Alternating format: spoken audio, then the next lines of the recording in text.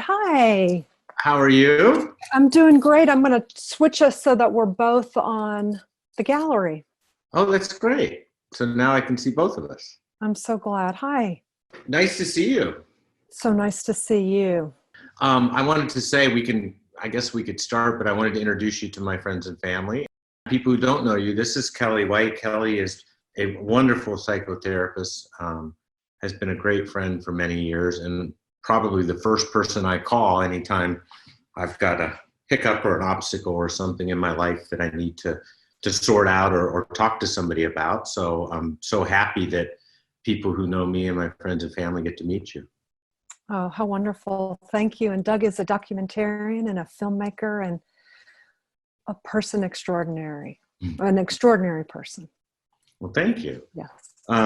So Kelly, we had a great conversation yesterday kind of about everything that's going on in the world right now. And this idea of us speaking a little bit here and sharing with our friends and family, I thought was wonderful. And I'm so happy that you wanted to do this with me, because I think not everybody has somebody they can call or even feel comfortable calling sometimes and really talking about some of the things that are going on in life, especially now with everything being so uncertain. So I'm happy that, Right. yeah. Yeah, to normalize what people are going through because there must be so much anxiety. I know I'm feeling it. So much anxiety out there with everything unknown. Yeah, and I agree. And that anxiety is a great place for us to start, because that's what I'm hearing a lot from. I certainly feel it myself, but I'm also hearing a lot from people I know, and it comes from all sorts of places. People now working from home and trying, and the unknown of all of this, the fact Right. that we just don't know where all this is going, and so many things feel out of our control. And so I was assuming, Absolutely. first and foremost, I think it would be important for everybody to know that any anxious feelings at this point are totally not only understandable but expected. Right. Oh, 100%. And I would imagine it will vary in degrees to how people feel it. It would sometimes maybe they might forget for a moment and it might come back, or something changes and it might get even more strong. So, yes, we're in uncharted territories. Yeah, I can only really speak from my own experience, but a lot of anxiousness comes when, um, again, when things are out of our control. And so I guess finding the little things we can control would give us some sense. Right. Um, and certainly for me, we talked yesterday, but I wanted to mention that, I've really had to be disciplined, and I'm not great at it, but lately I've been just really limiting my news time. I want to check in around after breakfast and kind of stay informed and really see what's going on. Right. And then now I'm trying to check in one more time at dinner so I can see what happened at the end of the day. And I'm trying my best not to make this the last thing I see before I go to bed. That's And so and it's smart. helped just in the couple of days. That alone has made a huge difference in my anxiety level, to not Right. be on that 24/7 news cycle of fear and worry, but at the same time, I want to stay really informed. Right. So you're being very gentle with yourself. You're not inundating yourself with too much negative news or too much information that may or may not be accurate, but yet you're keeping informed. So that Yeah. gentle discipline or that gentle schedule. So you have it once in the morning and once at dinner time. And that's something that is in your schedule and it can be flexible, but you're not just sitting in front of the TV frozen. Yeah. And, I'm glad you brought up gentle, because we talked a lot about that yesterday. That's something that really stuck with me, because I think that we're stumbling through this. This is something we've not had to do before. And again, we don't know where it's going. And I think that, even for me, I want to make the best of things all the time. And I want to just make lemons out of lemonade, but I'm not successful at it all the time either. And that reminder to be gentle about that as well, that we can try our best and we can make some changes and do that. But we also, it's funny, we beat ourselves up all the time anyway.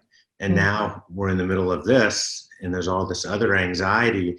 And now more than ever, it's important that we take it easy on ourselves a little bit.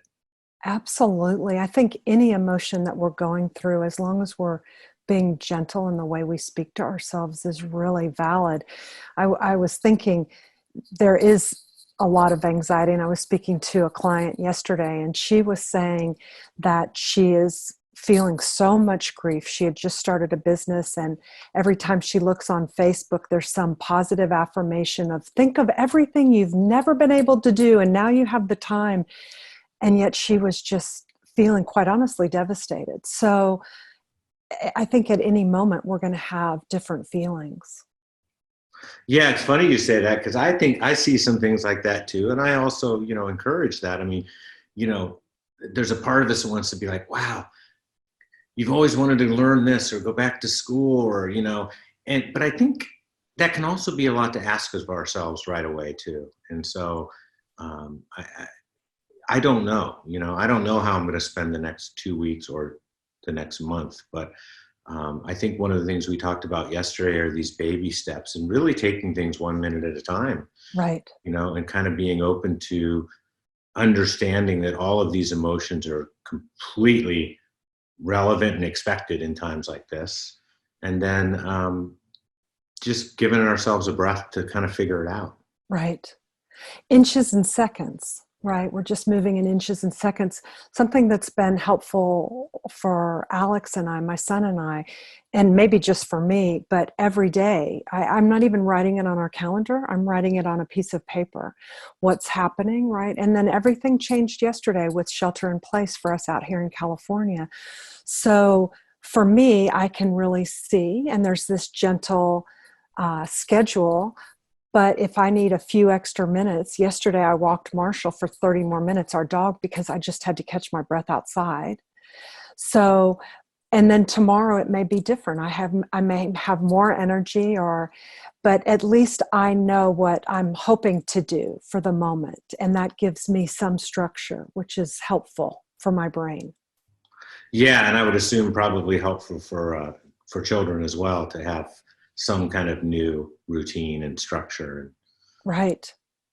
And some of the kids are online, and I don't know if other children, at least in Los Angeles, are doing anything right now. So it would help parents with kids if they know from 9 to 10 you're going to go outside and lay on the grass and talk about the clouds. It just some kind of structure. So there's a level of shell shock that I see in our neighborhood, people walking around almost as if what just happened. So that gentle discipline or that gentle schedule could just help move it along, but has the flexibility if you need to lay on the ground a little bit longer. Yeah. Now I have a question. Beth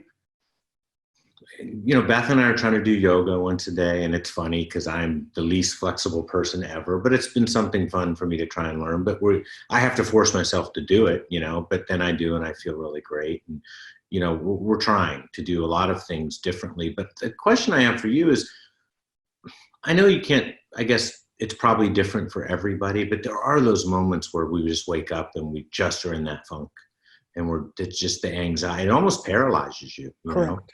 So you think you want to have a routine and do all these things, but at the same time, you just can't get yourself going. And is there I know it's probably a deeper question than we can do online with people, but is there just a few things that might help somebody get over that hump? Or is it just something that you have to understand about yourself and just be okay with? Well, I think being blue to me means being a little depressed. Being paralyzed with anxiety feels to me a little bit something different. And so the state of the world is chaotic right now, and new information is coming in, and there's a lot of fear.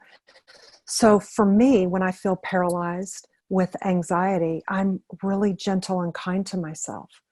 And so I tell myself that something good's going to come from this, or that I'm doing a good job, or that it's going to be okay. And I call myself by my name. I say, Kelly Marie, it's going to be okay. This is going to be okay.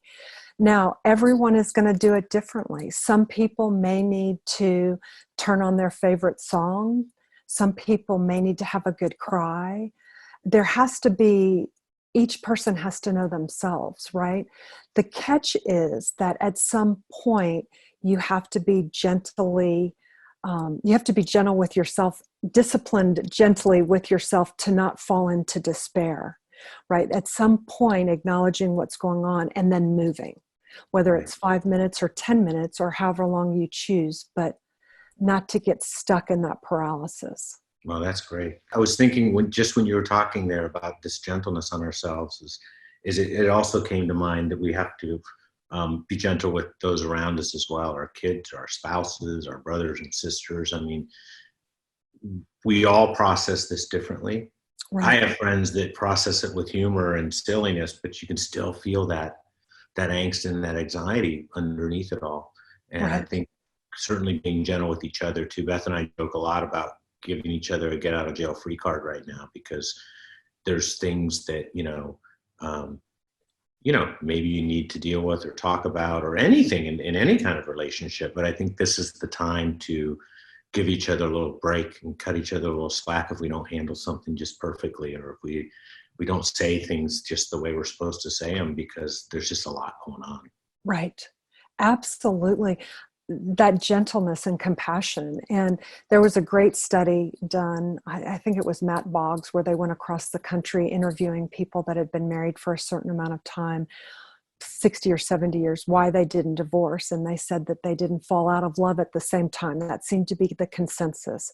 And so right now we have to be who could be the most gentle in the moment if someone's off, right? Does that make sense? Yeah, it Just makes a lot to of sense. If someone's really panicking, could I calm myself down and be there for them on a gentle level? Because you had mentioned yesterday, which I really loved, you had said that we're really physically distancing, right? And so some people are totally isolated because they're in home by themselves. And some people are together now 24 hours a day. And so how do you find that gentle kindness for each other and nurture the relationship instead of tear it apart out of fear? I like that you said that. It's kind of a leapfrog, and it's I guess the race right now is to see who's the first person who can be kind and gentle, Right. even when rather than being the person that's reactive and sort of aggressive in any way, or whatever the word would be. Maybe that's something to think about in all these situations. Can I be the first one to be gentle and kind about this? And yeah, because we're going to be in close quarters with people we're not in close quarters with 24/7. And like you said, I know a lot of people who, I'm lucky I have somebody to weather this storm with, but there's a lot of people that are sitting at home alone now too. Right. So a Right. lot going on. A lot going on. And normally people could go see a movie or go to the gym or do these things that really right now aren't an option. And so instead of buying into the fear and the unknown, right? The number one addiction is control, right? This is out of our control right now. So could we make it more of a game in our neighborhood? Because it's physically distancing, which I love, you said that.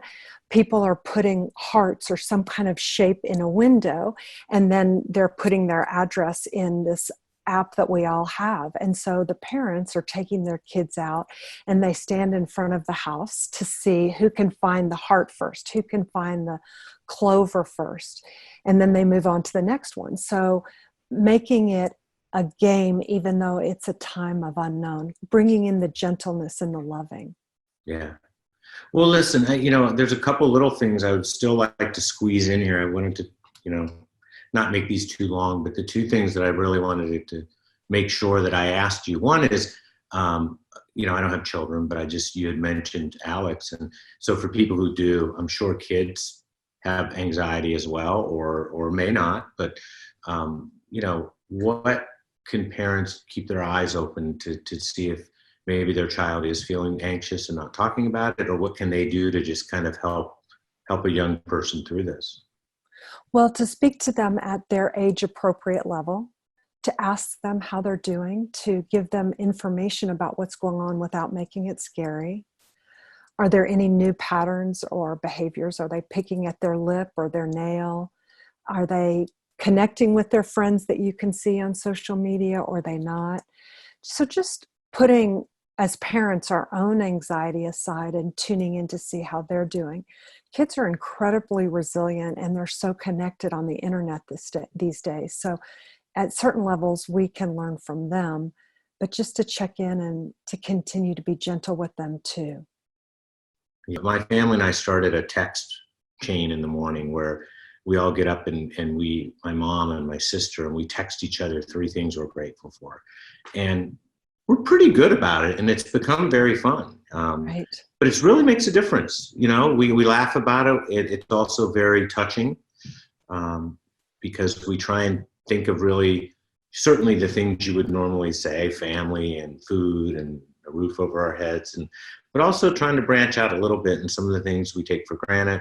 So Right. now is a really great time. That's another thing we can control, which is interjecting in the midst of this, things that we are grateful for and still grateful for. And I think that Right. would be, when we talk about putting together a gentle schedule for the day, we purposely do it in the morning because I just want to start my day that way. And it's Right. been something that's made a big difference. That's such a great idea. So we're using eyes, gentle eyes with each other and with ourselves, right? And you can also add gratitude to that.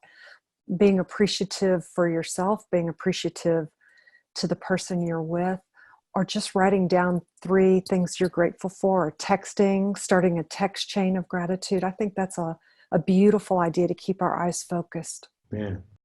Maybe what we can do is ask our friends and family that are watching this if they have, if this is helpful and they have anything else they want to talk about or would want some information on, they could write it in the comments. And then if you're willing, I'm willing, we could get together and do this again and try and answer some more questions. I'm blessed to have somebody like you I can reach out to, and it's really nice that that we can share that with others that maybe haven't met Absolutely. us in person. But you know, if we help 1 or 2 people, then that would be a great thing. 100%. I think that sounds wonderful. So just to be gentle with yourself and your schedule and others, reach out to people who are isolated, and something's good's going to come from this. Yeah. Right? Well, Thank you great. for being so wonderful. Oh, and thank you. So we got our gratitude in today, and I really Mhm. appreciate it. And I look forward to doing this some more. I will look forward to it too. Thank you. Okay, take care. Bye.